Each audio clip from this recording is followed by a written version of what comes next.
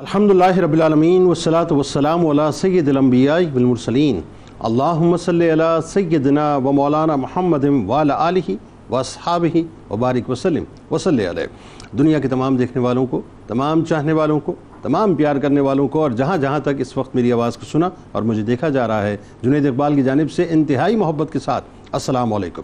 ایک بار پھر ناظرین، آپ کو پر نور صبح نور کے ساتھ میں دل کی عطا گہرائیوں سے خوش آمدید کہتا ہوں، اور آئیے چلیں گے حضرت ابو انیس محمد برکت علی علیہ رحمہ کی تالیف اسماء النبی کریم صلی اللہ علیہ وآلہ وسلم سے رسول اللہ صلی اللہ علیہ وآلہ وسلم کا ایک اسم مبارک پڑھنے اور سننے کی سعادت حاصل کرتے ہیں۔ سیدنا المیسر صلی اللہ علیہ وآلہ وسلم، ہمارے سردار، آسانیاں پیدا فرمانے والے، درود و سلام بھیجے اللہ آپ صلی اللہ علیہ وآلہ وسلم پر، آپ صلی اللہ علیہ وآلہ وسلم کے آل پاک پر اور صحابہ کرام رضوان اللہ تعالیٰ علیہم اجمعین پر۔ حضرت ابو ہریرہ رضی اللہ تعالیٰ عنہ سے روایت ہے، حضور نبی کریم صلی اللہ علیہ وسلم نے ارشاد فرمایا کہ دین بہت آسان ہے، اور جو شخص دین میں سختی پیدا کرے گا تو اللہ تبارک و تعالیٰ اس پر دین کو غالب کر دے گا۔ پس تم لوگ میانہ روی اختیار کرو اور اعتدال کے قریب رہو اور خوش ہو جاؤ کہ تمہیں ایسا دین ملا جو نہایت آسان ہے۔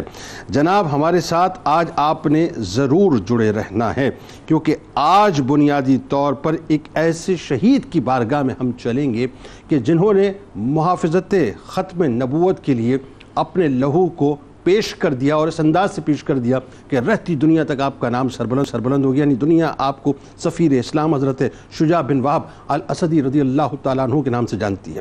ایک بات تو ناظرین ذہن میں رکھیے کہ قدرت نے کس کے سر پر کون سا تاج سجانا ہوتا ہے، یہ قدرت ہی کے راز ہیں۔ ایک ایسے شہید ختم نبوت جن کا مقام و مرتبہ انتہائی بلند و بالا ہے، اور جن کا عشق بھی سرور دو جہاں صلی اللہ علیہ وآلہ وسلم سے بے حد نرالا ہے، جنہوں نے تاریخ اسلام کی اس جنگ میں شہادت کا جام نوش کیا جو جنگ ختم نبوت کی محافظت کے لیے لڑی گئی، جو ان 1250 شہداء یعنی محافظان ختم نبوت میں سے ایک ہیں جنہوں نے اپنے لہو سے ختم نبوت کی باقاعدہ پہرے داری کی، جو شجاعت و بہادری کے پیکر اور اپنے نام مبارک یعنی شجاع کی صورت میں اسم بمسمہ تھے، یعنی دلیری و بہادری جن کی رگ و پے کے اندر مکمل طور پہ سرائیت کی ہوئی تھی، جنہیں دنیا انتہائی ادب کے ساتھ حضرت شجاع بن وہب رضی اللہ تعالیٰ عنہ کے نام سے جانتی ہے۔ یعنی ناظرین، جنہوں نے بنیادی طور پہ ختم نبوت کی محافظت کے لیے اپنا خون پیش کر کے رہتی دنیا تک یہ پیغام دے دیا کہ دین اسلام کی عمارت کی جو بنیاد ہے وہ بنیاد ہی بنیادی طور پہ ختم نبوت ہے۔ اظہار نبوت کے ناظرین 3 سال بعد جب حضور نبی کریم صلی اللہ علیہ وآلہ وسلم نے اہل مکہ کو اعلانیہ دعوت توحید دینا شروع کی، تو اس وقت حضرت شجاع بن وہب رضی اللہ تعالیٰ عنہ کم سنی کے زمانے میں تھے، لیکن چونکہ فطرت صحیح تھی لہٰذا یہ جانتے ہوئے بھی کہ جو شخص اسلام قبول کرتا ہے مشرقین اس کے اوپر بے انتہا ظلم و ستم کرتے ہیں، بے انتہا جبر کا اس کو نشانہ بناتے ہیں، لیکن انہوں نے صدائے توحید کو یعنی کانوں میں جیسے ان کی صدائے توحید پہنچی اس کو نہ صرف قبول کیا بلکہ بلا تامل آپ نے لبیک بھی کہا، اور سرور دو جہاں صلی اللہ علیہ وآلہ وسلم کے غلاموں کی لڑی میں اپنے آپ کو پرو دیا، اور اس طرح صحابہ کرام کی وہ ممتاز ترین صف جسے السابقون الاولون کہا جاتا ہے، آپ اس صف کے اندر شامل ہو گئے، اور اس استقامت کے ساتھ شامل ہوئے ناظرین کہ قبول اسلام کی پاداش میں کفار کی جانب سے ظلم و ستم کو بھی برداشت کیا، ہجرتیں بھی کی، مگر لیکن چونکہ ایک بار کلمہ طیبہ پڑھ لیا تھا، دائرہ اسلام میں داخل ہو چکے تھے، اب دوبارہ کفر کی طرف پلٹنا گوارا نہ کیا، اور چھوٹی سی عمر میں سب کچھ سہا مگر در مصطفیٰ صلی اللہ علیہ وآلہ وسلم کو نہیں چھوڑا۔ آپ رضی اللہ تعالیٰ عنہ ناظرین دراز قد تھے، بظاہر کمزور جسم کے مالک تھے، مگر اپنے جذبوں میں اور ارادوں میں یا یوں کہیے کہ اپنے عشق میں انتہائی پختہ عزم لیے انتہائی دلیر تھے۔ آپ روبدار شخصیت کے حامل تھے، آپ کی گفتگو میں بڑی فصاحت تھی، بلاغت ہوا کرتی تھی، صبر، حکمت، دانش مندی اور منصوبہ بندی میں ید طولہ رکھتے تھے۔ آپ کے ایک اور بھائی ناظرین جن کا نام عقبہ بن وہب رضی اللہ تعالیٰ عنہ ہے، وہ بھی دائرہ اسلام میں داخل ہو کر مشرف باسلام اس طرح سے ہوئے کہ فدا کا ابی و امی یا رسول اللہ کی عملی تفسیر بن گئے۔ امام الانبیاء صلی اللہ علیہ وآلہ وسلم کی مدنی حیات طیبہ میں ناظرین جب غزوات کا آغاز ہوا تو سب سے پہلے حضرت شجاع بن وہب رضی اللہ تعالیٰ عنہ کی تلوار بدر کے میدان میں چمکی، اور یوں انہیں سابق الاسلام اور ذو الہجرتین کے علاوہ بدری صحابی ہونے کا بھی شرف نصیب ہوا۔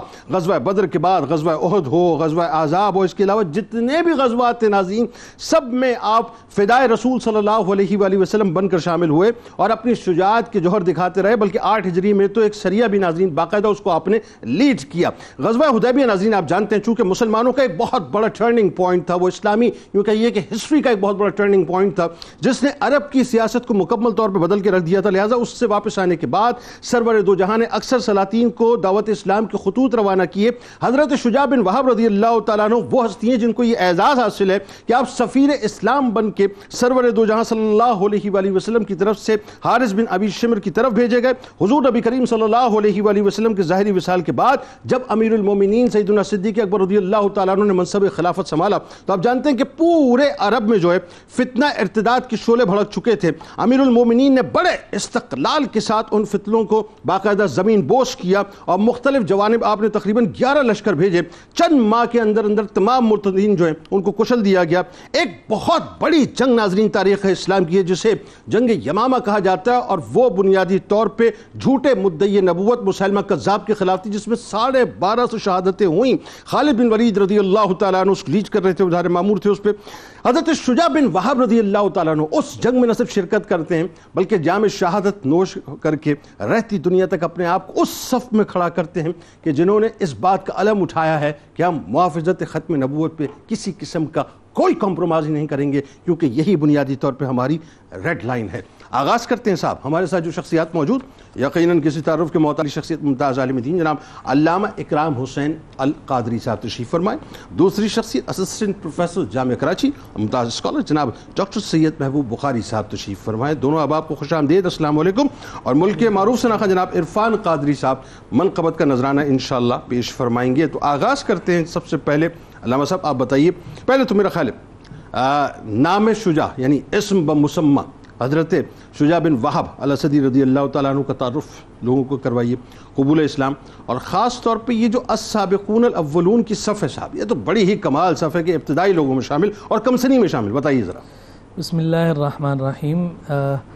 میں بنیادی طور پر سب سے پہلے 92 نیوز اور بالخصوص صبح نور کی جملہ منتظمہ کو مبارکباد پیش کروں گا کہ ایسی شخصیات اور ہستیوں سے ہمیں متعارف کرواتی ہیں کہ جن کا صرف نام سن رکھا ہوتا ہے اور ان کی سیرت سے ہمیں آگہی ہوتی ہے۔ بڑی یہ ٹیم کی بڑی محنت ہے اس میں، اللہ تعالیٰ اس سلسلے کو ہمارے لیے توشہ آخرت آمین آمین آمین۔ جناب سیدنا شجاع بن وہب الاسدی رضی اللہ تعالیٰ عنہ کی جب ہم بات کرتے ہیں تو آپ کے ساتھ 2 ٹائٹل ہمیں نظر آتے ہیں۔ پہلا تو یہ کہ آپ سفیر اسلام ہیں، واہ، آپ ایک ایمبیسیڈر کا درجہ رکھتے ہیں اور نبی رحمت صلی اللہ علیہ وسلم کے قاصد بنے ہیں، اور حضور علیہ الصلوۃ والسلام کا انہیں قاصد بنا کر بھیجنا امام الانبیاء صلی اللہ علیہ وسلم کا ان پر اعتماد کے اظہاریے کا ایک خوبصورت کیا اور پھر دوسرا جو ٹائٹل ان کی ذات کے ساتھ ہمیں نظر آتا ہے وہ محافظ عقیدہ ختم نبوت۔ آپ نے اس معاملے میں گویا کہ ختم نبوت کے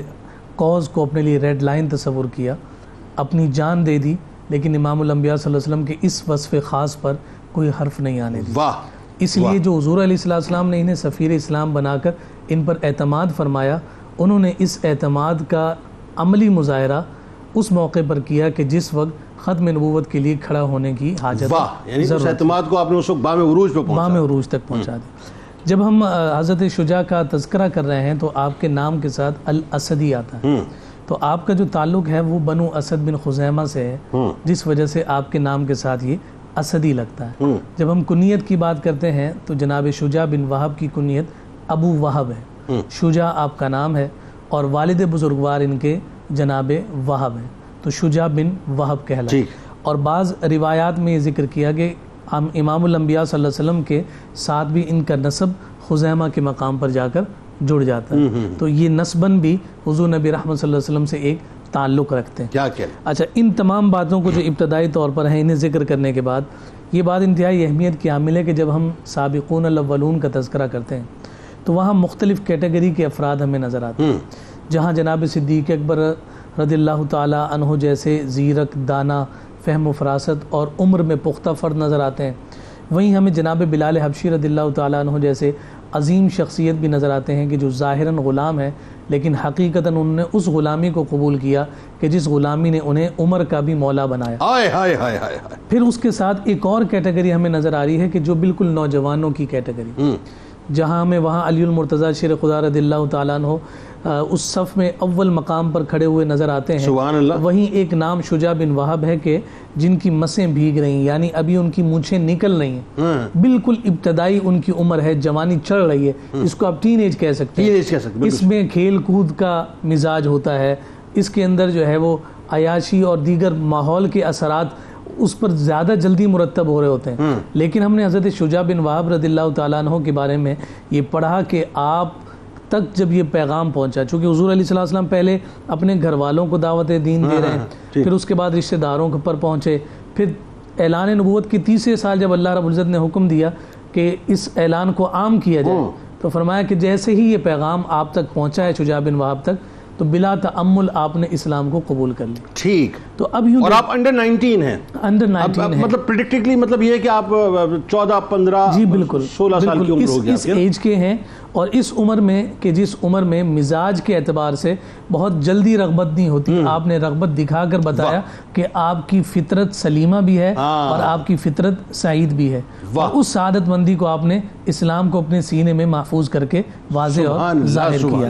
اچھا، پھر اس کے بعد جب ہم ان کے مزید تعارف کی ہم بات کرتے ہیں تو آپ کی شخصیت کے مختلف پہلو بھی ہمیں نظر آتے ہیں. ظاہری قد کاٹ کے اعتبار سے اب دیکھیں تو آپ بہت سلم اور اسمارٹ تھے، لیکن قد آپ کا اونچا تھا. اچھا، جب قد آپ کا اونچا ہے تو اس اعتبار سے آپ کو ایک ظاہری جو وجاہت اور روب ہے آپ کی شخصیت میں وہ خود بخود قائم ہوئی. اور پھر اس کے ساتھ ساتھ چونکہ یہ بنو اسد بن خزیمہ کے ساتھ وابستگی رکھتے ہیں، تعلق رکھتے ہیں، تو ہمیں یہ بات نظر آتی ہے کہ اس قبیلے میں ایک چیز افراد میں حصے مشترک کے طور پر ظاہر ہوتی ہے، وہ یہ ہے کہ ان کا کلام جو ہے وہ فصاحت و بلاغت پر مشتمل ہوتا ہے. تو آپ کو یہ اپنے خاندان سے اور اپنے قبیلے سے یہ چیز یوں سمجھیے کہ منتقل ہوئی ہے جینیٹیکلی، کہ آپ کا جو کلام ہے، آپ کی جو گفتگو ہے وہ فصیح اور بلیغ ہے. اور پھر جب ہم جو سفیران اسلام ہیں اور قاصدین رسول صلی اللہ علیہ وسلم ہیں، ان کی جب ہم بات کرتے ہیں تو حضور علیہ السلام نے ان کی نومینیشن میں اس بات کو زیادہ مقدم رکھا ہے کہ جن کی گفتار ستھری ہے اور جن کا جو کلام ہے اس میں فصاحت ہے، تو حضور علیہ السلام اس کو اپنے اوپینین کے ڈیلیوری کے لیے اس بات کو مقدم اور پریورٹی دے کر انہیں اپنا قاصد بناتے ہیں. یعنی اسلام کو صحیح معنوں میں ریپرزینٹ کر پائیں گے. بالکل اس ریپرزنٹیشن کے لیے حضور نے جو ان کا انتخاب فرمایا وہ آپ کی فصاحت اور آپ کی بلاغت اور السابقون الاولون کا تاج آپ کے ساتھ. بالکل ٹھیک. اچھا، اب ذرا یہ ڈاکٹر صاحب یہ بتائیے، اور یہ تعارف تو بڑا حسین ہو گیا صاحب، اور میں اس تعارف میں چاہتا ہوں کہ ذرا تھوڑا سا ایڈیشن ضرور کیجئے. یہ آج چونکہ ظاہر ہے اگر آپ ٹین ایجرز کی بات کریں تو ہمارے ہاں تو صاحب ٹین ایجرز جو ہے وہ اپنے موبائل فون سے، اپنے ٹیبلٹ سے، اور اپنے جو ہے اپنا معاذ اللہ مطلب وہ کیا کہیے، بس ان باتوں سے نہیں نکل پاتے جن کا میں ذکر بھی ظاہر نہیں کر سکتا. تو وہاں ویژن آپ دیکھیے کیا کمال ویژن ہے، اور وہاں سرکار مدینہ صلی اللہ علیہ وآلہ وسلم کی جو سائیکولوجیکل کنسٹرکشن کی اس معاشرے کی، وہ کیسی کمال ہے کہ ٹین ایج نوجوان بھی جو ہیں فوراً پرسیو کرتے تھے آپ کے میسج کو. کجا اس کے کہ وہ انتہائی کٹھن ترین حالات تھے، وہ جو ظاہر کفار سامنے کھڑے ہوئے تھے، تو آپ نے ظاہر پرسیو کیا. اچھا، آپ نے صرف نہیں کیا، آپ کے بھائی نے بھی اسی انداز سے پرسیو کیا، حضرت عقبہ بن وہب رضی اللہ تعالیٰ عنہ. ان کے بھی قبول اسلام کے بارے میں بتائیے، ان کا مقام و مرتبہ، اور پھر خاص طور پہ ان کے اندر جو ایک خاص جو شوق جہاد تھا، جو جذبہ تھا، اس کے بارے میں بتائیے. بسم اللہ الرحمن الرحیم. جنید بھائی، اس میں کوئی شک نہیں کہ حضور پر نور حضرت محمد مصطفیٰ صلی اللہ تعالیٰ علیہ وسلم اس پیغام کے ساتھ اس دنیا میں تشریف لائے جو پیغام خود اپنے آپ میں ایک کرزمیٹک کرنٹ رکھتا تھا، بلکہ جس شخصیت یعنی حضور کی شخصیت بھی ایسی تھی جو کہ لوگوں کو اپنی طرف بلاتی تھی اور اپنی طرف متوجہ کرتی تھی. اور بالخصوص نوجوان چونکہ نوجوان جانتے تھے، ایک لحاظ سے آپ یہ دیکھیے کہ ان کے ذہن میں یہ بات بہت وضاحت کے ساتھ تھی کہ جو موجودہ نظام ہے مکہ کے اندر، وہ نظام کوئی بہت زیادہ اچھا نظام نہیں ہے، اس کی بنیادیں اتنی مضبوط نہیں ہیں، اس میں ایک لحاظ سے دیکھا جائے تو مساوات نہیں ہے، دیگر ناانصافیاں ہیں. یہ وہ چند عوامل تھے، قبائلی نفرتیں ہیں، دشمنیاں ہیں، عقائد کی درستگی نہیں ہے. یہ وہ چند عوامل ہو سکتے ہیں جنہوں نے یقیناً نوجوانوں کو حضور اکرم صلی اللہ تعالیٰ علیہ وسلم کی طرف متوجہ کیا ہوگا، یعنی مادی اسباب کے طور پر اگر دیکھا جائے. حضرت عقبہ بن وہب الاسدی رضی اللہ تعالیٰ عنہ، آپ کی جو یونیکنیس تاریخ اسلام میں محفوظ ہے اور یقیناً اس مطالعے سے پہلے مجھے بھی اس بات کا علم نہیں تھا، وہ یہ تھا کہ ہم نے تو ہمیشہ صحابہ کرام کو دو کیٹیگریز میں دیکھا ہے، یا تو وہ انصاری ہوتے ہیں یا وہ مہاجر ہوتے ہیں۔ لیکن آپ کی جو انفرادیت ہے وہ یہ چیز ہے کہ آپ ایک ہی وقت میں انصاری بھی ہیں اور مہاجر بھی ہیں، اور یہ بڑی آپ کی ایک منفرد پہلو ہے۔ اور وہ یوں کہ جب آپ نے قبول اسلام کیا تو وہ عقبہ اولیٰ کے موقع پر کیا۔ اب عقبہ اولیٰ کے موقع پر آپ نے اسلام کو قبول کیا اور پھر آپ نے مکہ میں ہی رہائش اختیار کی، اور اس کے بعد پھر بیعت عقبہ ثانیہ ہوئی، اس میں بھی آپ شریک ہوئے۔ اور جب مکے میں موجود ہیں، حضور اکرم صلی اللہ تعالیٰ علیہ وسلم کا جب اذن ملا کہ اب مسلمانوں کو ہجرت کرنی چاہیے، تو آپ حضور اکرم صلی اللہ تعالیٰ علیہ وسلم سے پہلے مدینۃ المنورہ ہجرت کر کے تشریف لے آئے، یعنی اسلام کی خاطر آپ نے اپنے خاندان کو، اپنی مال و دولت کو، اپنی تمام یادوں کو پیچھے چھوڑ کر صرف اور صرف اسلام کی اعلاء کے لیے مدینۃ المنورہ تشریف لائے۔ یوں آپ مہاجر کہلائے، اور یعنی انصاری اس لیے کہلائے کہ بیعت عقبہ اولیٰ کے اندر آپ نے اسلام کو قبول کیا۔ جو دوسری آپ کی دلچسپ پہلو ہے تاریخ کے اندر جو کہ محفوظ ہے، وہ یہ ہے کہ جب آپ مدینۃ المنورہ میں تشریف لائے، کفار مکہ نے پہلی جنگ جو مسلط کی وہ غزوہ بدر ہے، آپ نے وہاں پر داد شجاعت حاصل کیے۔ اس کے بعد غزوہ احد کا جب موقع آیا تو احد کے موقع کے اوپر بھی آپ نے داد شجاعت وصول کیا، اور جو تاریخ میں آپ کا نام جڑا ہوا ہے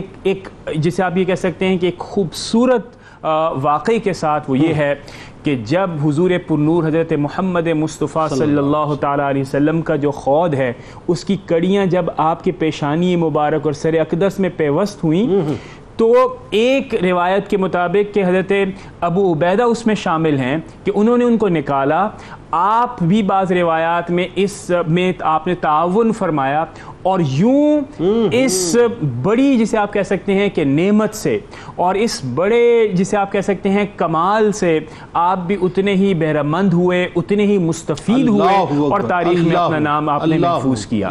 تو آپ یہ دیکھیے کہ ایک طرف آپ کی یونیک شخصیت، اور دوسری طرف آپ یہ دیکھیے کہ نوجوان ہوتے ہوئے جذبہ شہادت کہ پہلی غزوہ میں آپ شریک ہیں، دوسری غزوہ میں آپ حضور اکرم صلی اللہ تعالیٰ علیہ وسلم کے بالکل ساتھ ہیں، اور اس کے بعد جو آنے والے اسلام کی دیگر جو غزوات ہیں اس میں بھی آپ نے بھرپور شریک ہو کر یہ میسج دیا کہ اسلام کسی پر مسلط نہیں کیا گیا تھا، یہ دل کی آواز تھی۔ جب حضور اکرم صلی اللہ تعالیٰ علیہ وسلم نے یہ آواز دی تو وہاں کے نوجوانوں نے بھی لبیک کہا، اور پھر اس کی شہادت کے لیے آپ نے جب میدان سجے تو اپنی جانوں کا نذرانہ پیش کرنے میں بھی ایک لمحے کے لیے توقف نہ فرمایا۔ مطلب آپ یہ دیکھیے کہ یہ کیسا مطلب سرور دو جہاں صلی اللہ علیہ وآلہ وسلم نے جو آرکیٹائپ بنیادی طور پہ اسلام کا پیش کیا اس زمانے میں، وہ کیسا آرکیٹائپ تھا صاحب کہ ہر شخص جو ہے بغیر کسی لالچ کے سرور دو جہاں پر قربان ہونے کے لیے تیار ہو گیا، چاہے وہ مطلب یوں کہیے کہ اپنا میچور ایج میں ہو یا کم سنی کی ایج میں ہو، بس سرکار علیہ السلام کا اذن چاہیے ہوتا تھا اور اپنے آپ کو قربان کرنے کو تیار ہوتے تھے۔ اب اسی بات کو اگر میں اگین پھر آ جاتے ہیں حضرت شجاع بن وہب رضی اللہ تعالیٰ عنہ پہ، کہ وہ جو ظاہر وقت ہے جسے آپ مطلب ٹین ایج کہتے ہیں، وہ چاہے وہ 14 15 16 برس وہ بھی جو ان کی عمر ہو، لیکن اس میں جو بہت بڑا سوال ہے وہ یہ ہے علامہ صاحب کہ کفار کے مظالم جتنے شدید تھے اس زمانے میں، آپ کو پتہ ہے کہ پورا یعنی یوں کہہ لیجیے کہ ایک طرف جو ہے وہ پورا کفر کھڑا ہوا ہے اور دوسری طرف چند ایک نفوس قدسیہ ابتدا میں کھڑے ہوئے، تو ان مظالم کو برداشت کرنا ایک بات، پھر اگین وہی بات انہی مظالم کے سلسلے میں پھر ظاہر ہجرتیں کرنا، اور پھر اس کے بعد فائنل جو ہجرت ہوتی ہے مدینہ پاک کی تو مواخات کا سلسلہ، وہ بتائیے ذرا ان کا۔ جی، حضرت شجاع بن وہب رضی اللہ تعالیٰ عنہ جیسا کہ ذکر ہوا کہ ابتدائے اسلام لانے والے افراد میں آپ داخل اور شامل ہیں، اور السابقون الاولون کا جو عظیم تاج قرآن مجید فرقان حمید نے ایک عظیم ٹائٹل کے ساتھ ذکر کیا ہے، وہ بھی آپ کے سر پر ہمیں سجدے ہوئے نظر آیا، اور کم عمری میں ایمان لانے والے افراد میں حضرت شجاع بن وہب رضی اللہ تعالیٰ عنہ کا ہمیں نام نظر آتا ہے۔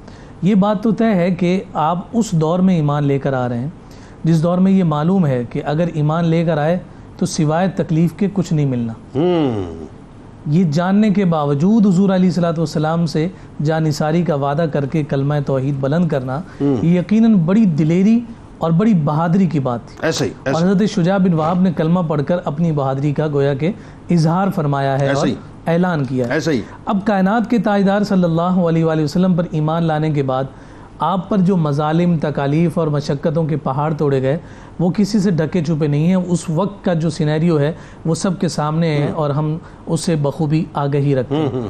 اس دور میں مکہ المکرمہ میں مسلمانوں کے لیے ایک دن بھی گزارنا مشکل اور دشوار ہے. ایسے ہی لیکن رحمت للعالمین جان کائنات صلی اللہ علیہ وسلم نے جب اپنے ساتھیوں کی ان مظالم اور پر ہونے والے ان مشقتوں اور تکالیف کو حد سے بڑھتے ہوئے دیکھا تو پھر حضور نے ہجرت حبشہ کی اجازت عطا فرمائی. تو حضرت شجاع بن وہب رضی اللہ تعالیٰ عنہ جو ہجرت حبشہ دوسری ہوئی، دوسری ہجرت حبشہ یعنی حضور کے اعلان نبوت کے 6 سال، تو جناب شجاع بن وہب ہجرت کر کے چلے گئے حبشہ. یعنی میں قطع کلام کی معذرت مینز اس کا مطلب یہ لوگوں کو ذرا سمجھ میں آنا چاہیے کہ دوسری ہجرت اگر مثال کے طور پر 6 برس ہو رہی ہے تو پہلی ہجرت جو ہے میرا خیال ہے تھوڑا عرصے پہلے چوتھے 5ویں برس میں. اس کا مطلب یہ ہے کہ وہ ظلم کتنا شدید ہوگا کہ ابھی اسلام جو ہے وہ 3 4 5 برس کا بھی نہیں ہوا تھا صحیح معنوں میں، اور اتنا شدید ہو گیا کہ ہجرتیں کرنی پڑ گئی. بالکل. اور یہ سمجھ لیجئے کہ تین اعلان نبوت کے تیسرے سال اسلام قبول کر رہے ہیں، 6 سال یہ ہجرت کر رہے ہیں، تو 3 سال تک یہ مظالم برداشت کرتے جڑے رہے. پھر انہوں نے وہ ہجرت کی، جب وہاں پہنچے تو وہاں پر کچھ عرصہ رہنے کے بعد جب یہ اطلاع ملی کہ جناب مکہ المکرمہ کے جو افراد ہیں وہ اسلام قبول کر لیا ہے، مفاہمت ہو گئی ہے، تو اب وہ وطن کی جو محبت ہوتی ہے وہ انسان کو ویسے ہی کھینچتی ہے. تو آپ جب واپس تشریف لائے تو وہ افواہ غلط نکلی، پھر وہی مظالم کا سلسلہ دوبارہ سے جاری و ساری ہو گیا. پھر آقا کائنات صلی اللہ علیہ وسلم نے جب مدینہ المنورہ کی جانب ہجرت کی اجازت دی تو آپ اپنے بھائی جناب عقبہ کے ساتھ مدینہ المنورہ ہجرت کر گئے. اچھا، دونوں بھائیوں نے ایک ساتھ ہجرت کی؟ دونوں نے ایک ساتھ ہجرت کی. تو اس اعتبار سے آپ کو صاحب الہجرتین بھی کہا جاتا ہے، یعنی 2 ہجرتیں کرنے والے جناب شجاع بن وہب رضی اللہ تعالیٰ عنہ. اچھا، اب اس سے بات آگے بڑھاتے ہیں. کائنات کے تاجدار صلی اللہ علیہ وسلم مدینہ تشریف لائے. ٹھیک ہے. ایک اسٹیٹ کے انعقاد میں جو ریولوشنری سٹیپس تھے وہ حضور علیہ السلام نے سب سے پہلے لیے. واہ، ان میں ہمیں جو سب سے بڑی بات نظر آئی ہے وہ مواخات ہے. Very good. مواخات مدینہ جو آقا کائنات صلی اللہ علیہ وسلم نے قائم فرمایا مدینہ آنے کے 5ویں مہینے ہی، یعنی بالکل اسٹارٹ میں. بالکل اسٹارٹنگ میں. اور جب ایک دوسرے کا بھائی بنا رہا جا رہا ہے، ایک مہاجر کو دوسرے انصار کا، ایسے نہیں کہ سامنے 2 نظر آئے تو ایک کو پکڑا دوسرے کو پکڑا دونوں کو بھائی بنا. آقا کائنات صلی اللہ علیہ وسلم اپنے غلاموں کی باطنی خصوصیات سے بھی آگہی رکھتے ہیں جن کے درمیان ان خصلتوں اور ان عادات کا یہ خوبصورت تعلق قائم ہوتا تھا. حضور نے انہی کو آپس میں ایک دوسرے کے بھائی. اس میں ایک بات کا اور اضافہ کیجئے گا. ابھی آپ کی بات سے میں نے اس بات کو اخذ کیا اور بڑا کمال آپ نے جملہ فرمایا کہ ایک اسٹیٹ کو جو ہے اس کی بنیاد ڈالنے میں سب سے پہلے آپ نے یہ ریولوشنری کام کیا. اس کا مطلب یہ ہوا کہ آپ نے مائکرو لیول پہ نہیں بلکہ میکرو لیول پہ جو ہے مائنڈ سیٹ کو چینج کر کے رکھ دیا کہ اب یہ لسانیت، یہ قبائل، یہ کوئی معنی نہیں رکھتے. اب آپس میں جو مفادات ہیں وہ مشترک ہیں اور ایک اسٹیٹ کو ہمیں مل کے بنانا ہے. یہ ہے نا کنسیپٹ. بالکل. آپ دیکھیے کہ السلام نے ظاہری جو معمولات تھے ان پر نظر نہیں فرمائی، ورنہ آپ دیکھیں کہ ایک طرف زمینوں کے مالک صحابی اور دوسری طرف صرف اپنے کندھے پر گٹھڑی رکھ کر آنے والے مہاجر ہیں، ان کو بھی بھائی بنایا. حضور نے باطنی خصوصیات کو مقدم رکھا ہے. یہی وجہ ہے کہ اوس بن خولی رضی اللہ تعالیٰ عنہ جو انصار صحابہ میں سے تھے، آقا کائنات صلی اللہ علیہ وسلم نے ان کے ساتھ ان کے مواخات کو جب قائم فرمایا تو سیرت نگاروں نے ذکر کیا کہ آخر کیا وجہ تھی ان دونوں کو آپس میں جو ہے نا وہ یوں سمجھیے کہ بھائی بنایا. تو فرمایا کہ دونوں بہترین شاہ سوار تھے، دونوں بہترین تیر انداز تھے اور بہترین گھڑ سوار تھے. تو ان خصوصیات کے آپس میں مل جانے کی وجہ سے آقا کائنات صلی اللہ علیہ وسلم نے دونوں کے ایک ہی سمت دوڑنے والے شوق کی بنیاد پر انہیں آپس میں بھائی بنایا. اور پھر اس مواخات نے اپنا رنگ دکھایا ہے. مدینہ المنورہ کا نور ساری دنیا میں آج بھی پھیلے ہوئے نظر آتا ہے. کاش کاش کاش کاش کاش یہ مدینہ پاک کا پرتاؤ ہمیں نصیب ہو جائے پاکستان میں. اور ہم بھی صاحب اپنی یہ جو ہم نے یوں کہہ لیجئے کہ لسانیت کے نام پہ، یہ جو ہم نے قبائل کے نام پہ، اپنی برادری کے نام پر، ہم نے جو اپنی پولیٹیکل ایفیلیشنز کے نام پہ صاحب یہ جو چھوٹی بڑی دیواریں بنا دی ہیں، ان دیواروں کو ختم کر دیجیے. مشترکہ مفاد جب تک نہیں ہوگا، جب تک ہم ایک مٹھی نہیں بنیں گے نا صاحب. اور مٹھی بننے کے لیے بہت ضروری ہے کہ سرور دو جہاں صلی اللہ علیہ وآلہ وسلم ہی کی ہستی کو ہمیں آئیڈیلائز کرنا ہوگا اور مدینہ پاک کو ہی ہمیں آئیڈیلائز کرنا ہوگا. جب تک ہم یہ نہیں کریں گے، آپ بلیو کریں، میں آپ کو یہ دعوے سے جملہ عرض کر رہا ہوں، ہم اسی طرح سے کھجل ہوتے رہیں گے، اسی طرح سے کھجل ہوتے رہیں گے، اور اسی طرح سے ذلت اور رسوائی معاذ اللہ ہمارا مقدر رہے گی. کیوں؟ اس لیے کہ ہم نے اپنے مرکز کو چھوڑ دیا. میں بات اس لیے کر رہا ہوں، آپ کو یہ نہ کہ صاحب کہ یہ پاکستان کے لیے کیا بات نہیں، میں اس لیے بات یہ کر رہا ہوں کہ ہم نے اپنے مرکز کو چھوڑ دیا. مرکز سرور دو جہاں صلی اللہ علیہ وآلہ وسلم کی ذات اقدس ہیں، ان کو تھام لیجئے صاحب، ان کے قدمین شریفین کو تھام لیجئے، ان کی ٹیچنگز اور پریچنگز کو تھام لیجئے، پھر دیکھیے آپ کا مقام وہاں کہاں پہنچتا ہے، آپ تصور بھی نہیں کر سکتے. درود پاک سرکار کی بارگاہ میں پیش کیجئے. اور لوٹ کے آپ کو بتاتے ہیں کہ حضرت شجاع بن وہب رضی اللہ تعالیٰ عنہ کے سر اقدس پہ جو سفیر اسلام کا ٹائٹل سجا، وہ بنیادی طور پہ کیا ہے؟ سرکار کی بارگاہ میں، ان کی آل کی بارگاہ میں درود پاک.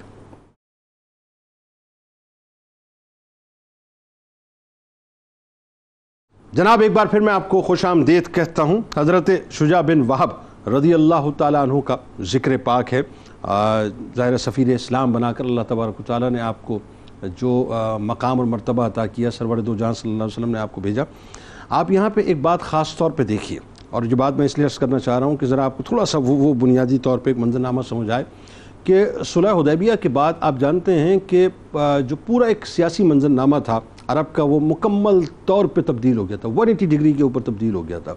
اور یہ بھی سرور دو جہاں صلی اللہ علیہ وآلہ وسلم کی نگاہ تھی صاحب کہ سب کچھ دیکھ رہی تھی کہ منظرنامہ ہونے والا کیا ہے. بظاہر جو ایگریمنٹ ہوا تھا، اس ایگریمنٹ میں مسلمانوں کو جو ہے وہ نظر آ رہا تھا کہ خدا نہ خواستہ کہیں ہم جو ہے وہ اپنا بیک فٹ پہ تو نہیں جا رہے. لیکن وہی بات ہے، سرور دو جہاں صلی اللہ علیہ وآلہ وسلم جانتے تھے کہ یہ جو ریٹریٹ کرنا ہے فی الوقت، یہ بنیادی طور پہ ہمیں آگے جا کے کتنا کامیاب کرے گا، اور نتیجہ یہ نکلا. اور پھر اس کے بعد ظاہر ہے ببانگ دوہل آپ نے خطوط لکھنا شروع کیے، تمام جتنے بھی سلاطین تھے، بادشاہ تھے، اور کھل کے آپ نے ان کو دین اسلام کی دعوت دی. اور یہ خاص مطلب یہ سمجھ لیجیے وقت ناظرین جو 2-3 برس کے اوپر پورا محیط ہے. اب اس میں حضرت شجاع بن وہب رضی اللہ تعالیٰ عنہ کو ایک بہت بڑی ذمہ داری دی گئی. وہ ذمہ داری ذرا میں چاہتا ہوں ڈاکٹر صاحب آپ اس پہ گفتگو کریں، لیکن اس سے پہلے میں تعارف کرانا چاہوں گا. ملک معروف ثنا خان جناب عرفان قادری صاحب ہمارے ساتھ تشریف فرمائیں. آپ کو خوش آمدید، السلام علیکم. اور آپ سے منقبت کا نذرانہ انشاءاللہ پیش کروائیں گے. تو ڈاکٹر صاحب یہ بتائیے، سفیر اسلام کا ٹائٹل صاحب یہ کوئی معمولی ٹائٹل نہیں. اور اگین وہی بات جو علامہ صاحب نے ابتدا میں فرمائی کہ آپ کی فصاحت و بلاغت جو ہے وہ اتنی زبردست تھی کہ، اور پھر وہی بات ہے سرور دو جہاں کی سلیکشن اتنی کمال تھی صاحب. یہ مطلب دونوں باتیں نا. تو حارث بن ابی شمر غسانی جو تھا شاہ دمشق، اس کے لیے ظاہر آپ کو منتخب کیا گیا، اور جبلہ بن اہم غسانی کے لیے. تو کیا ہوا تھا وہ ذرا بتائیے پورا. آپ نے بہت اچھا تعارف پیش کیا کہ اسلام ایک نئے فیز میں داخل ہو رہا ہے، اور اللہ رب العزت نے فرمایا انا فتحنا لک فتحا مبینا. اب یہ جو فتح ہے، اب اس کو یہ دیکھیے کہ جس فیز میں اب اسلام داخل ہو رہا ہے وہ کیا ہے کہ اب مکہ سے جو جنگ مسلط کرنے کا فیز ہے وہ دور ہو چکا ہے. اب حضور اکرم صلی اللہ تعالیٰ علیہ وسلم نے اس پیغام کو آفاقی بنانے کے لیے خطوط کا سلسلہ کا آغاز فرمایا. چنانچہ ایک روایت میں ہے کہ حضور اکرم صلی اللہ تعالیٰ علیہ وسلم ممبر پر تشریف لاتے ہیں اور مخاطب ہو کر آپ فرماتے ہیں کہ میں تم میں سے بعض کو شاہان عجم کی طرف خطوط لے کر جانے کے لیے بھیجنے والا ہوں. تم مجھ سے اختلاف نہ کرنا جیسا کہ بنی اسرائیل نے حضرت عیسیٰ علیہ السلام کے ساتھ اختلاف کیا. اب آپ دیکھیے کہ صحابہ کرام کا جواب یہ تھا کہ اے اللہ کے رسول، ہم آپ پر ایمان لائے ہیں اور یقیناً ہماری آپ سے اختلاف کی کوئی گنجائش نہیں ہے. حضور اکرم صلی اللہ تعالیٰ علیہ وسلم ایک خط کو لے جانے کے لیے حضرت شجاع بن وہب کا انتخاب کرتے ہیں، اور 2 لوگوں کا آپ نے نام لیا، حارث بن ابی شمر غسانی اور جبلہ ابن اہم غسانی. تو پہلا جو نمبر آتا ہے وہ آتا ہے حارث بن شمر، اور ایک روایت کے مطابق منظر بن حارث بن ابی شمر غسانی. اور یہ دراصل دمشق کے قریب ایک علاقہ تھا غوطہ، وہاں کا یہ رئیس تھا. تو چنانچہ آپ تشریف لے کر جاتے ہیں. جو روایات میں آتا ہے وہ بڑا خوبصورت اس کے منظر کی ہے، اور ایک کی شاید میں تفصیل زیادہ بیان کروں اور دوسرے کی کم، لیکن وہ بڑی دلچسپ ہے.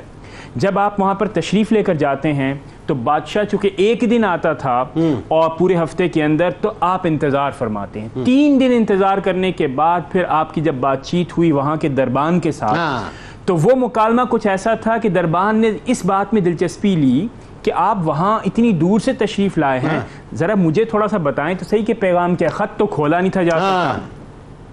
تو پیغام بتایا کہ اس طرح حضور پر نور حضرت محمد مصطفیٰ صلی اللہ تعالیٰ علیہ وسلم دین اسلام کو لے کر آئے ہیں، توحید کا درس دیتے ہیں اور اکاؤنٹیبلٹی کا درس دیتے ہیں، اخلاقیات کا درس دیتے ہیں. یہ باتیں ہوئیں تو اس دربان نے کہا کہ یہ باتیں تو میں پڑھ چکا ہوں بائبل کے اندر، اور پھر اس کی مزید دلچسپی بڑھنا شروع ہوئی، اور اس طرح کر کے یہ جو آپس میں ایکسچینج ہے یہ اتنا میننگ فل ہے جنید بھائی کہ جس نے اس کے دل کے اندر اس کو کنفرم کر دیا اس میسج کو کہ بائبل میں جو حضور کا ذکر آیا ہے، اب مجھے اس میں آر محسوس نہیں ہونی چاہیے کہ مجھے دائرہ اسلام میں داخل، تو ابھی بادشاہ سے نہیں ملے، اس سے پہلے اس کے دربان کو، جو کہ ایک بڑا سیکیورٹی میجر لینے والا ہے، ایک سیکیورٹی کو چیک اینڈ بیلنس رکھنے والا ہے، اس کو آپ نے کنونس کر دیا، سیکیورٹی آفیسر ہے نا شاید دمشق کا، یوں کہہ لیجیے نا، تو آپ یہ دیکھیے کہ اس نے اسلام ایک لحاظ سے قبول، بالکل صحیح، اظہار وہ بعد میں کرے گا۔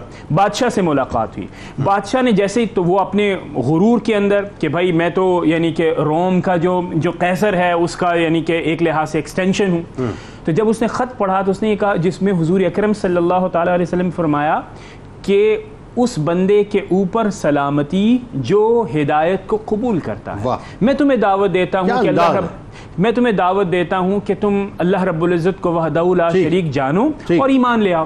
اگر ایمان لے آتے ہو تو آپ نے فرمایا اسی صورت میں تمہاری سلطنت برقرار رہے گی۔ یہ جو آخری جملہ تھا، یہ جملہ اس کے لیے ناقابل قبول تھا، لیکن چونکہ وہ ایک جسے آپ کہتے ہیں نا کنویں کا مینڈک ہونا، اسے پتہ نہیں تھا کہ کیا ہو چکا ہے، اسے نہیں پتا، یہ بھی سمجھ نہیں آ رہا کہ پیغام کہاں سے، اور جب اس نے شکایت بھیجی قیصر روم کو، تو اس نے یہ کہا کہ ان سے الجھنے کی ضرورت میرے پاس بھی، اچھا اس وقت اس کا بھی خط پہنچا ہوا تھا، اس نے اپنا کل بھی وہاں پر تشریف لے گئے تھے اور اس طرح کی بات ہو رہی تھی، تو آپ وہاں سے جب پیغام آیا تو اس نے 100 مسقال سونا پیش کیا، اور اس دربان نے جب اس نے اظہار کیا کہ جب یہ جو سفیر اسلام ہیں یہ حضور کے پاس واپس جائیں گے، تو اس دربان نے کہا کہ اے یعنی سفیر اسلام، آپ میرا پیغام بھی اور میرا سلام بھی حضور تک پہنچائیے، میرا سلام بھی پیش کیجئے گا، اور یہ بتائیے گا حضور کو کہ میں آپ کے دین کو قبول کر چکا۔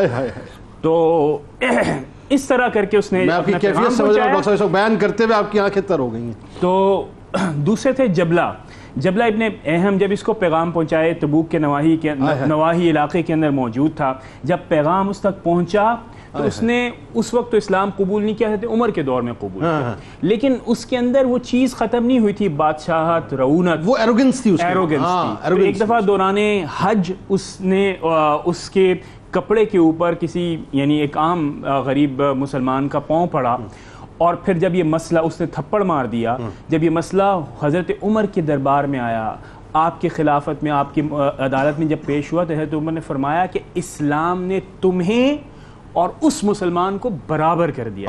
جنید بھائی یہ دیکھیے، آپ غور کیجئے کہ کیا تربیت ہوگی کہ حضرت عمر کی پھیلی ہوئی خلافت، اور وہاں پر ایک امیر شخص آتا ہے اور یہ دعویٰ کرتا ہے کہ اس بندے کو جینے کا حق نہیں، چونکہ یہ غریب ہے۔ حضرت عمر کا یہ فرمانا کہ اے امیر شخص، تم امیر ہوگے، لیکن اسلام نے تمہیں اور اس غریب مسلمان کو برابر کر دیا ہے۔ ان اکرمکم عند اللہ اتقاکم، اب تو تقوی کی بنیاد پر۔ چنانچہ حضرت عمر سے اس نے وقت لیا کہ مجھے سوچنے کا وقت دیں کہ میں اسے قصاص ادا کروں گا، مطلب قصاص کی بات رکھی نا تم نے، میں اسے قصاص ادا کروں گا یا میں اس سے صلح کروں گا، کیونکہ یہی آپشن تھا۔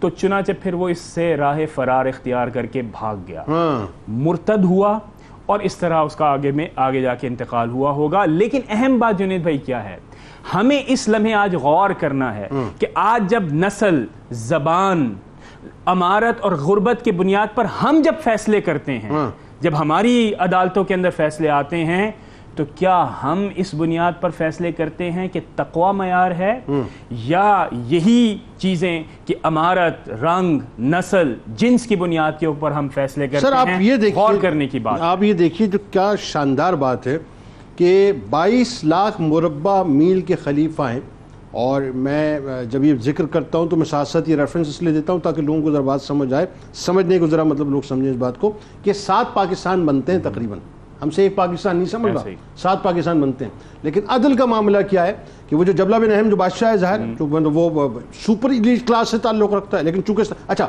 اسلام لا چکا ہے، یہ بھی تو لالچ ہو سکتی تھی کہ بھئی اتنا ڈومینیٹنگ مطلب پرسنالٹی ہے، ٹھیک ہے صرف نظر کرو کوئی ایسی بات نہیں ہے، نہیں، وہاں اگر اس کے ہزار پہ اگر کسی غریب شخص کا، غریب صحابی کا جو ہے مطلب اگر وہ مثال کے طور پہ پاؤں آ جاتا ہے اور وہ طواف کے دوران، تو وہ تک جب تھپڑ مارتا ہے تو برداشت نہیں کیا جاتا. یہ ہے بنیادی طور پہ انصاف کہ جی مطلب اس کی ضرورت نہیں ہے لیکن انصاف کے تقاضے پورے ہوں گے. اور پھر حضرت عمر کا یہ فرمانا کہ تم اس سے راضی ہو یا پھر اس کا قصاص ادا کرو. اب یہ بھی فیصلہ آپ دیکھیے کہ کس قدر برابری لائی گئی انصاف کے.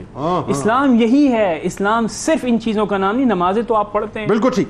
اچھا، جب یہ حضرت شجاع بن وہاب رضی اللہ تعالیٰ عنہ سرور دو جہاں کی بارگاہ میں گئے اور حارث کا سارا معاملہ بتلایا تو میرے خیال میں سرکار نے فرمایا تھا نا کہ اس کی حکومت اب نہ رہے گی، تباہ ہو گیا ایسے، اور پھر یہی ہوا کہ اس کی حکومت نہ رہی. اچھا اب ذرا علامہ صاحب یہ بتائیے، اب ذرا آپ کی شخصیت کے ایک اور پہلو پہ بات کرتے ہیں. یہاں تک تو بات ہو گئی کہ فصاحت و بلاغت اور دین اسلام کو ریپرزینٹ کرنا، سفیر اسلام بننا، یہ ایک بہت عظیم ترین ٹائٹل ہے.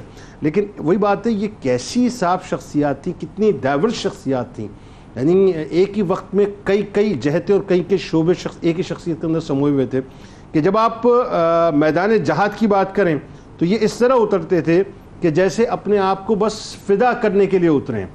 مطلب بدر سے لے کر ہر غزوے تک سرور دو جہاں کے سائے کی طرح رہنا، اور پھر باقاعدہ کسی ایک سریے کو آپ نے لیڈ بھی فرمایا. تو بتائیے وہ کیا تاریخ ہے؟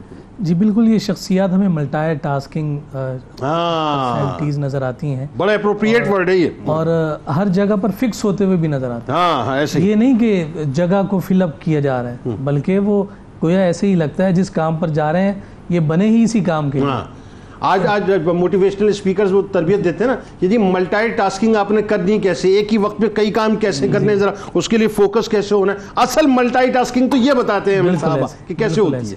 اچھا، ان کی توجہ، انہماک، چونکہ ذات رسالت میں آپ صلی اللہ علیہ وسلم کے ساتھ ایسا جڑا ہوا ہے کہ ہر کام میں جس کام کی جانب امام الانبیاء روانہ کر رہے ہیں تو گویا کہ وہ سمجھ رہے ہیں کہ یہی کام ہی ہماری زندگی کا حاصل ہے.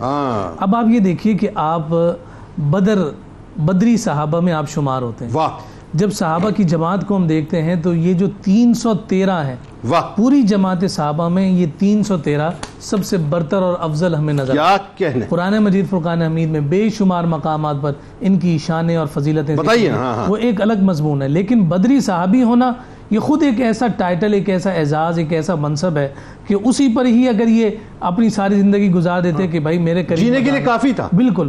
اور یہی بدری صحابہ تھے کہ جب جناب سیدنا صدیق اکبر رضی اللہ تعالی عنہ نے منکر عقیدہ ختم نبوت کے خلاف جب بھیجا ہے تو اس وقت آپ نے اس سے پہلے یہ لا بنا دیا تھا کہ اب کوئی بدری صحابی کسی میدان جہاد میں نہیں جائے گا. اچھا. ہم انس کی برکت لیں گے، یہ مدینہ المنورہ میں ہمارے پاس رہیں. اچھا. لیکن جب ختم نبوت کا معاملہ آیا تو ان سے کہا گیا کہ جناب یہ جو پروٹوکول ہے نا یہ ختم نبوت ہی کی وجہ سے تھا. واہ. لہٰذا اب اٹھو اور چلو میدان. اگین مجھے ذرا سمجھائیے، میں ذرا خاص طور پہ بڑی امپورٹنٹ آپ بات کر رہے ہیں، یعنی جتنے بدری صحابی تھے ان کے بارے میں جناب صدیق اکبر رضی اللہ تعالیٰ عنہ نے یہ لا بنا دیا تھا کہ اب میرے دور خلافت کے بعد جتنے بدری موجود ہیں یہ ان میں سے کوئی میدان جہاد میں نہیں جائے گا. یعنی یہ تبرک ہے بنیادی طور پہ، یہ ہمارے لیے برکت ہے، یہ مدینہ المنورہ ان جیسی قربانیاں کسی نے نہیں دی، اب یہ کہیں لڑنے نہیں جائیں گے.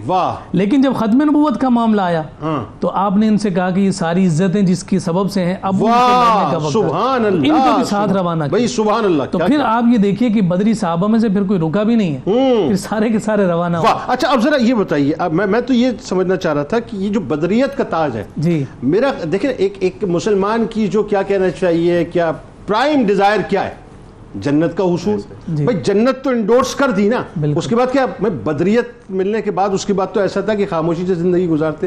لیکن یہاں دیکھیں کہ جستجو مسلسل ہے. یہ کیا ہے؟ یہ کیا ہے غزوات کا بتائیے. بس یہ جو ساری زندگی کا جو مستقل حضور کی ذات کے ساتھ جو ربط اور تعلق ہے، آخری سانس تک اس وفا کو انہوں نے نبھایا ہے. اور پھر یہ وفا کا نبھانا حضور کی زندگی میں بھی رہا اور آقا کائنات صلی اللہ علیہ وسلم کے ظاہری وصال کے بعد بھی سارے غزوات میں رہے. سارے غزوات میں آپ ساتھ شریک رہے. سب سے پہلے میں نے یہ بات کی تھی کہ حضور علیہ السلام نے ان پر اعتماد فرمایا، اور اس اعتماد کو اس موقع پر بھی آپ دیکھیے کہ یہ ربیع الاول کا مہینہ ہے، سن 8 ہجری ہے، اور آقا کائنات صلی اللہ علیہ وسلم کو ایک اطلاع ملی ہے کہ کچھ لوگ سازش کر رہے ہیں. ٹھیک ہے. اور وہ کتنا دور ہیں؟ مدینہ المنورہ سے تقریباً 5 منزل کی مسافت پر ہیں. مکہ اور بصرہ کے درمیان کی جو راہ نجد کے ذریعے سے جاتی تھی، وہاں پر ایک مقام تھا جس کا نام سعی ذکر کیا گیا، اور اسی نام کا وہاں ایک کنواں تھا، اس وجہ سے وہ مقام اسی وجہ سے مشہور ہو گیا. یعنی مصطفی انٹیلیجنس نے خبر دی تھی سرکار علیہ السلام کو. بنو حوازن کی ایک شاخ تھی، بنو عامر، ان کے بارے میں تھا کہ وہاں پر مسلمانوں سے لڑائی کی پلاننگ کر رہے ہیں، منصوبہ بندی کر رہے ہیں. کتنے افراد بھیجے؟ 24. اچھا 24 افراد حضور علیہ السلام نے ان کی جانب روانہ کیے. اب اندازہ لگائیے کہ ایسے لوگوں کی جانب بھیجا جا رہا ہے کہ جو بڑی رازداری کے ساتھ مقابلے کی تیاری میں مشغول ہیں. اور بھیج کتنے رہے؟ 24. یعنی یوں کہہ لیجئے کہ سازشوں کی جو ہنڈیا ہے وہ پکا رہے ہیں اور ان کے خلاف بھیجا جا رہا ہے، اور اتنے مختصر سے لوگ بھیجے جا رہے ہیں. حضور جانتے ہیں یہ جو جانے والے ہیں یہ 100 پر بھاری. واہ. اور پھر اس کے بعد دیکھیے کہ منصوبہ بندی، ڈیسیجن میکنگ میں جناب شجاع بن وہب کا امر دیکھیے. دن میں سفر نہیں کرتے، پہاڑوں میں چھپ جاتے ہیں، جھاڑیوں میں چھپ جاتے ہیں، پورا دن آپ کوئی سفر نہیں کرتے، کوئی بھی ایکٹیویٹی نہیں کرتے. جیسی رات ہوتی سفر کی رفتار تیز کر دیتے. اور پھر ہوا یہ کہ رات کے کسی پہر جا کر وہ ان کے سر پر کھڑے ہو، اچانک آ گئے، اور وہ بالکل سکتے میں، اور کوئی پلاننگ ان کے پاس نہیں ہے. اور لیڈ کر رہے تھے آپ سے، لیڈ یہ کر رہے تھے، سوائے اس کے ان کے پاس کوئی چارہ نہیں تھا کہ بھاگ جائیں. ٹھیک ہے. اور وہ ویسے ہی ہوا کہ بھاگ گئے، بغیر کچھ لڑے. مال غنیمت ہاتھ آیا، ان میں بکریاں تھیں، جانور تھے، خاص طور پر اونٹ تھے. وہ سارے کے سارے لے کر امام الانبیاء صلی اللہ علیہ وسلم کی بارگاہ میں آئے.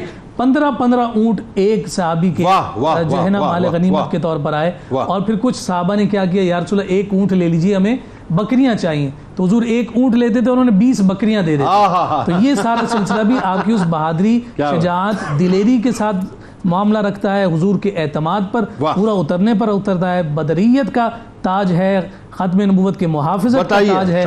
کیسی عظیم شخصیت. یعنی میں مطلب یہ صحیح بات ہے، یہ ما فوق العقل باتیں ہیں ساری، اور یہ نہ سمجھ میں آنے والی باتیں ہیں کہ مطلب ہم جیسے لوگ کتنے گناہ گار ہیں صاحب. ہمیں اگر پتہ چل جائے کہ ہم نے کوئی مسجد بنا دی ہے یا کوئی ایسا کام کر دیا صدقہ جاری ہے، ہم کہتے ہیں زندگی میں ایک کام کر دیا ہے، انشاءاللہ یہ ہمارا محل جنت میں بنوا دے گا. وہاں تو صاحب ہر لمحہ ایک نئی موومنٹ ہے، ہر لمحہ ایک نئی تحریک ہے، ہر لمحہ ایک نیا نظریہ ہے. اور ہر لمحہ جو ہے بس یہ کہ وہ جو پچھلا لمحہ گزر گیا ہے اس پہ توجہ ہی نہیں ہے. اگلے لمحے اپنے رب کو راضی کرنا ہے، رسول اللہ کو راضی کرنا ہے.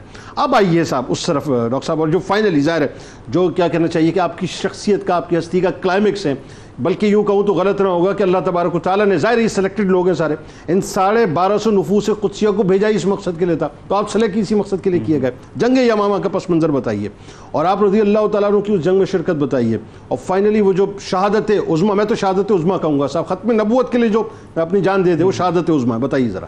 بالکل جنید بھائی، ابھی جیسے گفتگو ہو رہی تھی اور بڑی اچھی گفتگو ہو رہی تھی، اور اس میں ایک آپ نے نقطہ اٹھایا اور میں چاہوں گا کہ مجھے بڑا اچھا لگا کہ اس کے اوپر ذرا گفتگو کی جائے کہ جنت تو مل گئی، آپ بدری صحابی ہیں، آپ کو آنر اور رسپیکٹ مل گئی. حضرت ابوبکر صدیق رضی اللہ تعالیٰ عنہ انہوں نے بڑا اچھا نقطہ بیان کیا، بہت ہی امیزنگ، اور جسے آپ کہہ سکتے ہیں کہ بہت شاندار. میں یہ غور کر رہا ہوں کہ وہ کیا چیز ہے جس نے حضرت شجاع کو بھی موٹیویٹ کیا ہوگا اور حضرت ابوبکر صدیق رضی اللہ تعالیٰ عنہ کو بھی یہ حکم دینے کی ترغیب دی ہوگی. یقیناً یہ داخلی ہے، یقیناً یہ داخلی ہے کہ یہ کیا ہے. آپ صرف یہ دیکھیے کہ حضور اکرم صلی اللہ تعالیٰ علیہ وسلم کا جن ہستیوں کے اوپر نظر انتخاب ہوا مختلف مواقع پر مختلف معاملات کے حوالے سے، اگر وہ جنگ یا غزوہ ہے، کہیں پر سفارت کاری کرنی ہے، کہیں پر انٹیلیجنس انفارمیشن کو شیئر کر کے اس کو ایگزیکیوٹ کرنا ہے، کچھ بھی کرنا ہے، حضور اکرم صلی اللہ تعالیٰ علیہ وسلم نے شخصیتوں کے اندر دیکھا کہ اس شخصیت کے اندر کیا ٹیلنٹ ہے، کیا پوٹینشل ہے، اور پھر اسے ریکگنائز کرتے ہوئے اسے استعمال کیا، اور وہ شخصیات شاید اسی مقصد کے لیے بنائی. یعنی اس پوٹینشل اور ٹیلنٹ کو چینلائز کیا.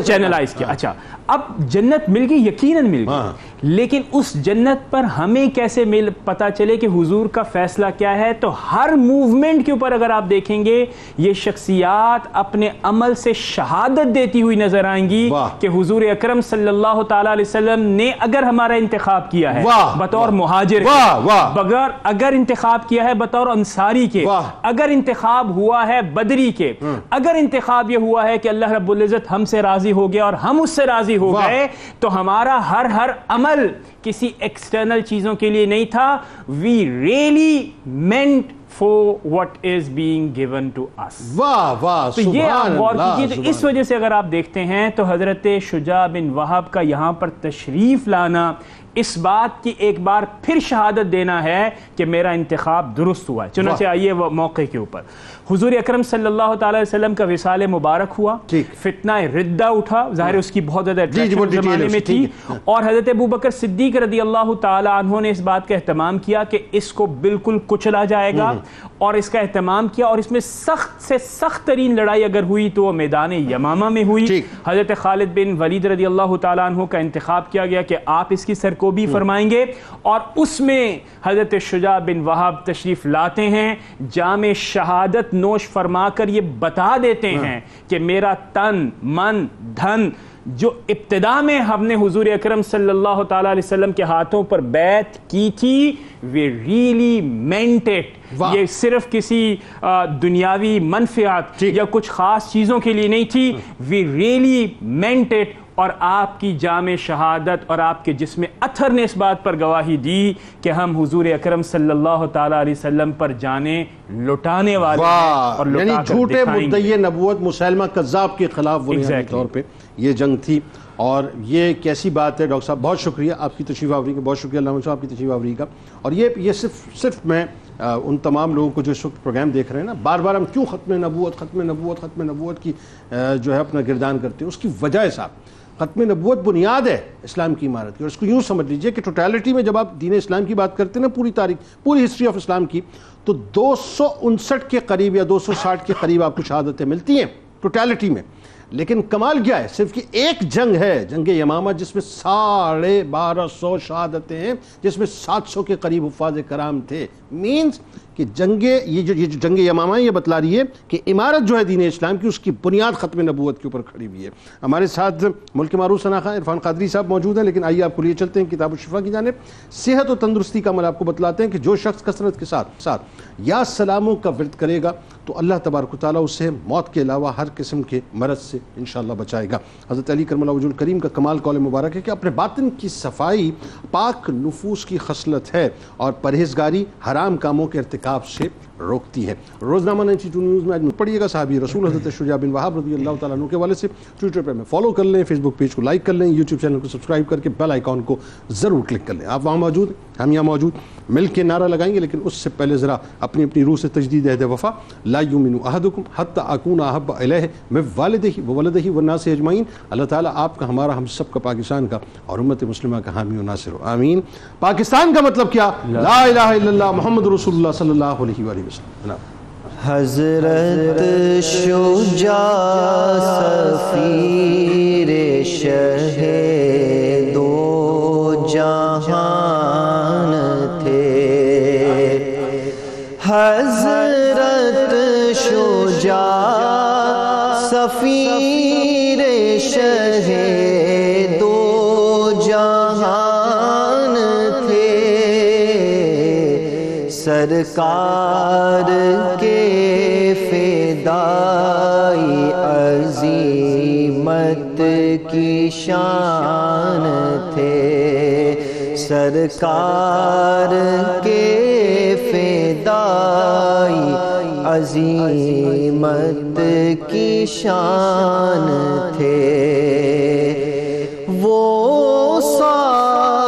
سابقون میں تھے شرف خاص ان کا ہے.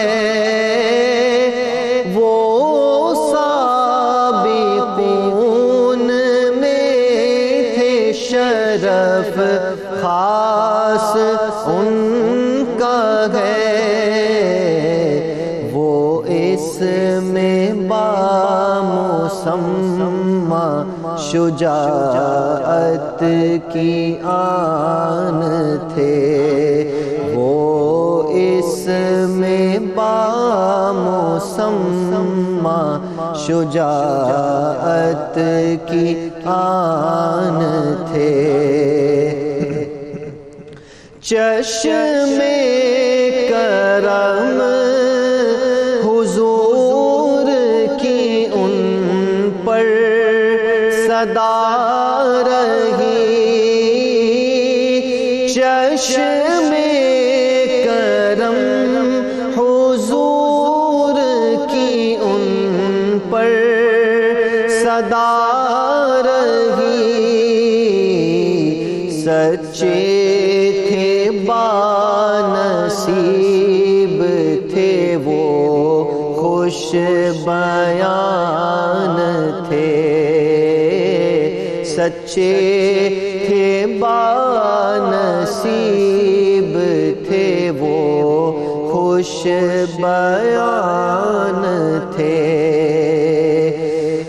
ساجد مہاجرت کی سعادت بھی تھی ملی ساجد مہاجرت کی سعادت بھی تھی ملی